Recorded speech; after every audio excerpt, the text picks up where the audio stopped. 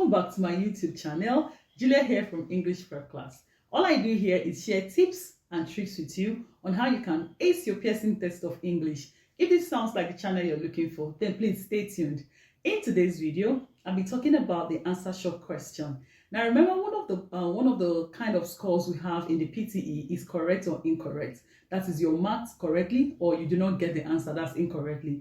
And this task, answer short question, is one of such tasks. It's one of such tasks where you would either get the answer correctly or you do not get it at all. Here, we don't know if fluency or pronunciation here matters, despite the fact that answer short question is a speaking task. So I'm going to delve into this task and let's see or get more information about this task.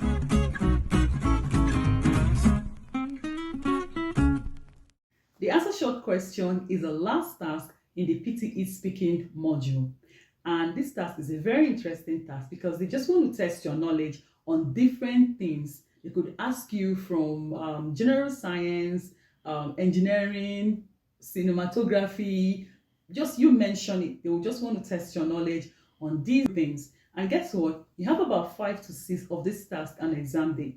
And this task is going to contribute scores to both the PTE speaking and the PTE listening. Please do not downplay this task. Do not say how many scores is it going to give or how much score is it going to give to PTE listening. One score can change everything, okay? So it's important you understand how this task is done and what is expected of you.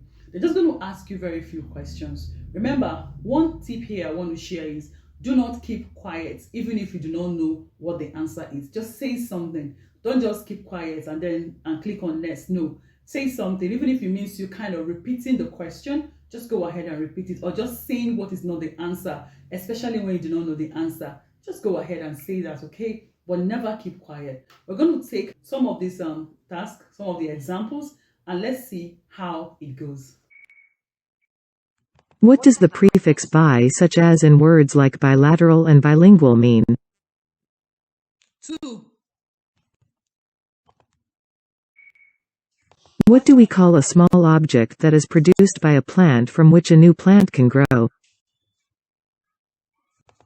Seed. What do we call an animal that lives in or on another animal and gets food or protection from it?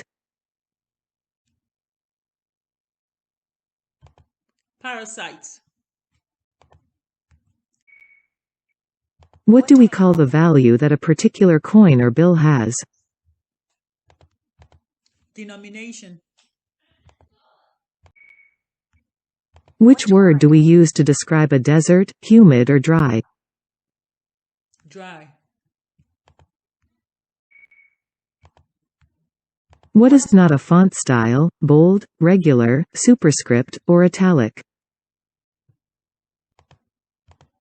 Superscript. What do we call someone who travels and works in a spacecraft? Astronaut.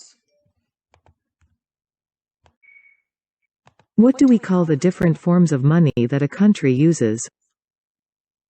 Currency.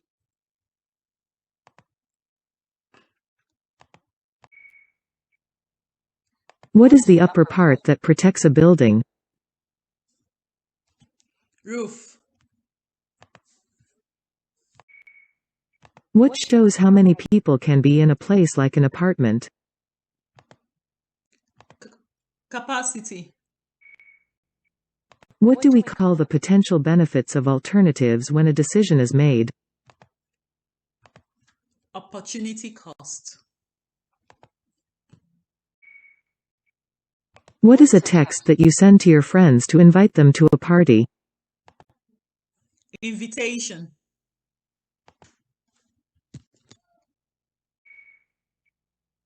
What do we call the behavior of making birds or animals get together? Herd.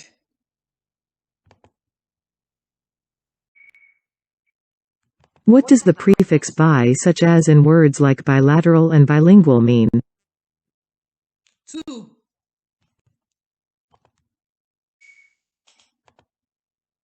What do we call a person who writes biographies of others?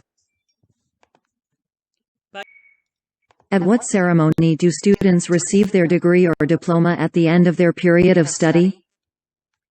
Graduation. What is the occupation of someone who plays a character in a movie? Actor.